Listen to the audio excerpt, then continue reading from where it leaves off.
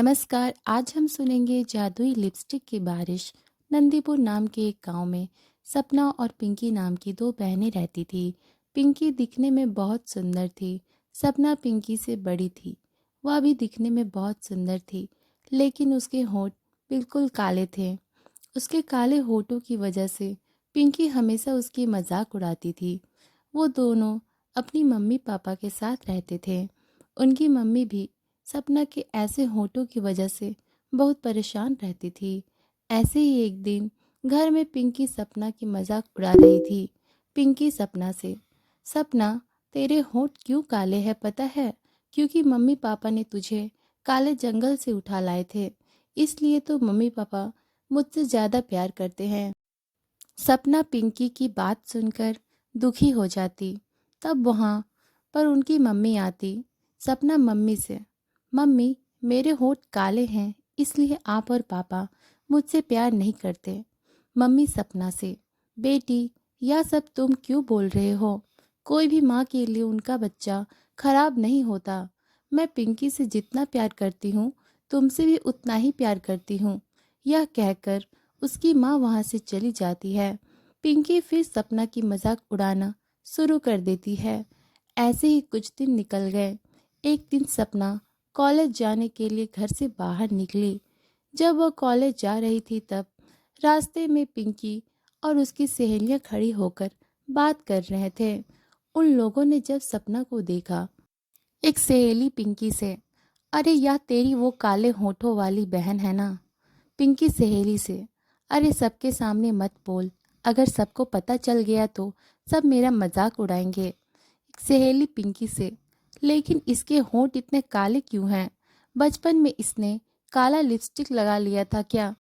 पिंकी सहेली से, मुझे तो लगता है इसके होठों में आग लग गया था और इसके होंठ जल के काले हो गए।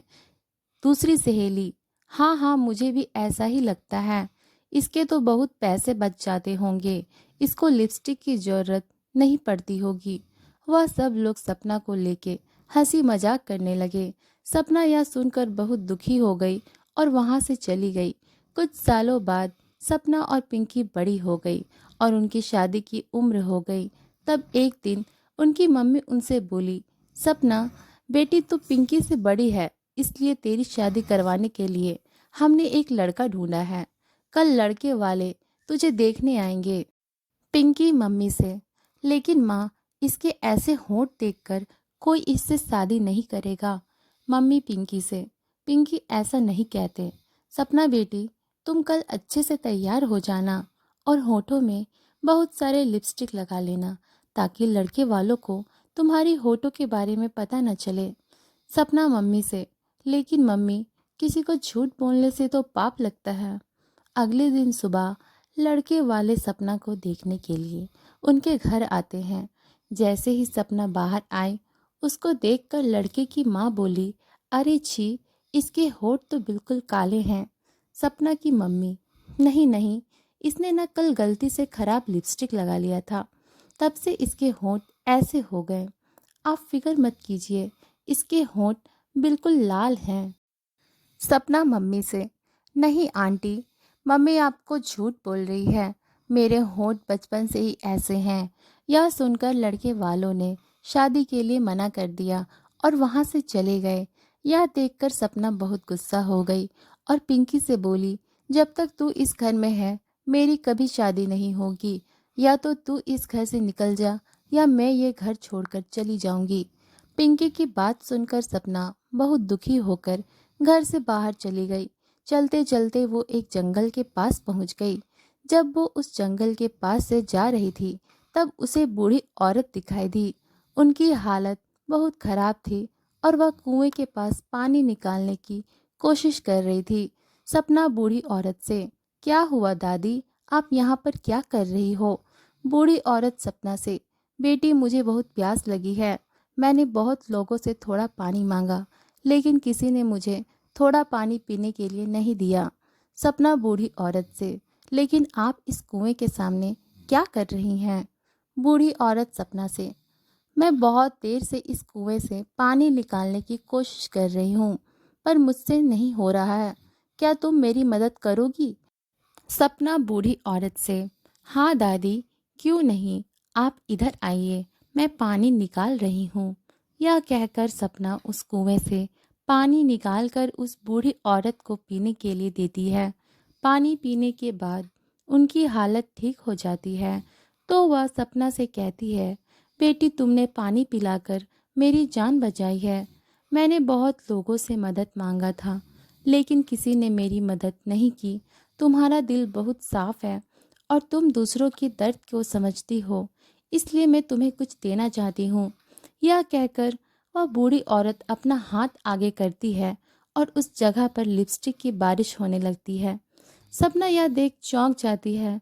तब वो बूढ़ी औरत उससे कहती है, बेटी अब कोई एक लिपस्टिक उठाकर तुम अपने होठों पर लगा लो, फिर देखना तुम्हारे होठ सबसे सुंदर हो जाएंगे, फिर तुम्हें कोई कुछ नहीं बोल पाएगा। उसके बाद सपना जैसे ही लिपस्टिक अपने होठों पर लगाती है, उसके होठ बिल्कुल लाल हो जाते हैं। वो अपने होठों को देखकर बहुत खुश हो जाती है और वह खुशी से नाचने लगती है। फिर सपना वहाँ से अपने घर वापस चली जाती है। जैसे ही वो अपने घर जाती है, उसके लाल होठ देखकर सब लोग हैरान हो जाते हैं। मम्मी सपना से, तूने क्या किया, तेरे होठ कैसे इतने सुंदर हो गए?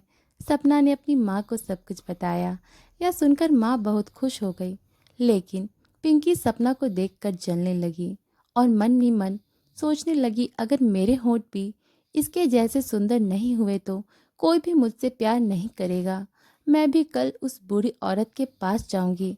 अगले दिन सुबह पिंकी एक पानी का बोतल लेकर उस बूढ़ी औरत को ढूंढते ढूंढते जंगल के पास पहुंच जाती है। तब उसे वो बूढ़ी औरत मिल जाती है। तब पिंकी उनसे कहती है, ये लीजिए, मैं आपके लिए पानी लेकर आई हूँ। अब मेरे लिए जादुई लिपस्टिक की बारिश करवा दो। बूढ़ी औरत पिंकी से, अभी बारिश की कोई ज़रूरत नहीं है। मुझे पता था तुम आओगी, इसलिए मैंने तुम्हारे लिए पहले से ही लिपस्टिक रखा है।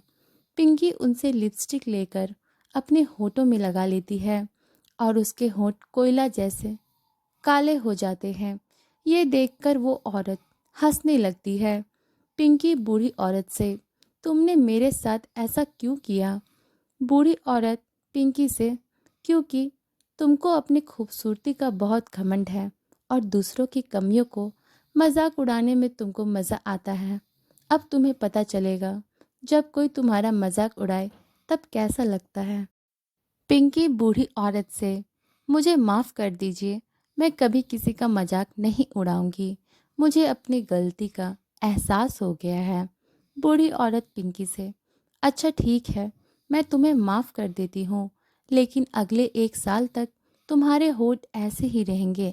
ऐसे कहते ही वह बूढ़ी औरत एक जिन्न के रूप में आती है और बताती है कि वह एक जादुई जिन्न है, और ऐसा कहते ही वह पास में बने तालाब में चला जाता है। पिंकी घर आकर सपना से माफ़ी मांगती है और इस तरह पिंकी अपनी गलती का पश्चाताप करती है। तो मित्रों, आज की कहानी ये समाप्त होती है। ऐसी और भी रोमांचक कहानियाँ सुनने के लिए सब्सक्राइब करें और बेल आइकन दबाना ना भूलें। तब तक के लिए अच्छे रहें, स्वस्थ रहें। धन्यवाद।